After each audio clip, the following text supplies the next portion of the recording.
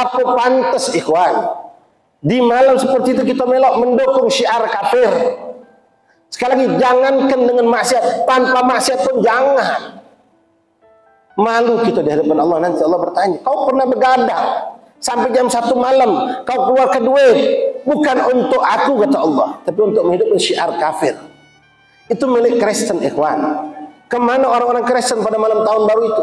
Mereka kumpul di gereja, mereka mendekatkan diri kata mereka dengan Tuhannya. Lah umat Islam yang mabuk, bahkan berzina, pesta apa? Pesta narkoba malam itu terjadi luar biasa. Kalau kita boleh melakukan survei Pak, banyak minta maaf betina yang lepas keperawanan pada malam itu Pak. Banyak yang nyoba narkoba malam itu, banyak yang sebelum tidak pernah mereka. Jadi puncak maksiat malam itu umat Islam lalu. Sementara Rasulullah sedang nangis sekarang.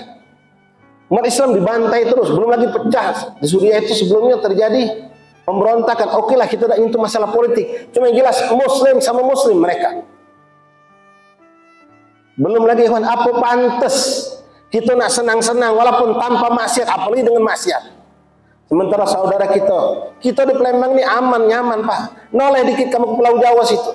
Tidak usah jauh-jauh, Jawa Barat sekitarnya. Berapa daerah itu yang tenggelam, banjir, longsor, rumah, bumi bergeser, segala macam musibah ada.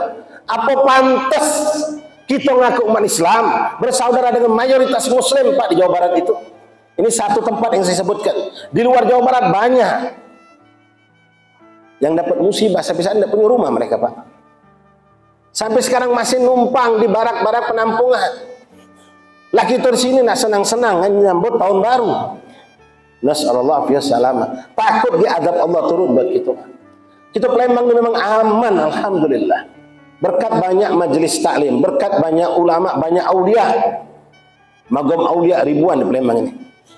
Berkat orang-orang soleh yang masih hidup bersama kita. Cuma jangan dipancing laknat Allah. Nah sekarang kita dipilihkan, saya tutup majelis ini Pak. Malam tahun baru itu bertepatan dengan malam awal Rajab, yang mana Rasulullah nak milih Nabi apa nak milih setan gitu Pak. Nak melok Nabi apa nak melok syaitan, pilihlah. Allah mengatakan waja'alnahum najdain, kami bukakan dua jalan kata Allah, jalan melok surga, jalan ke neraka. Pas malam Rebu nanti, tanggal malam tahun baru itu adalah malam berkah dengan kacamata syariat Allah, malam awal bulan Rajab yang Nabi mengatakan la turaddu fihi doa, tak ditolak doa seorang hamba. Doakan umat Rasulullah Pak. Berapa banyak umat Rasulullah terzalimi, bukan yang di Palestina, bukan di negeri kita terzalimi dengan dirinya sendiri dengan bermaksiat kepada Allah. Yang tidak sholat banyak, yang durhaka sama orang tua banyak, yang makan duit haram banyak, yang zalim sama karyawan banyak, yang durhaka macam-macam sama laki banyak.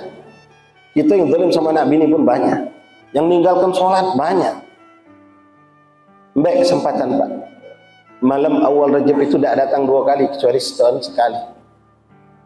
Kalau sekelompok orang, katakanlah kita ambillah kata istilah blok kiri tadi Pak, ashabus shimal, lagi repot ngejokan nak ngadu kenapa malam tahun baru kage. Kita sama kampung kita ajak ajak orang langgar, orang sholah, ajak anak bini kita Pak, sendepan di rumah. Malam itu adalah malam ingat. Tepiskan kalau tahu malam itu malam tahun baru pinggirkan. Malam itu adalah malam mulia, malam awal Rajab.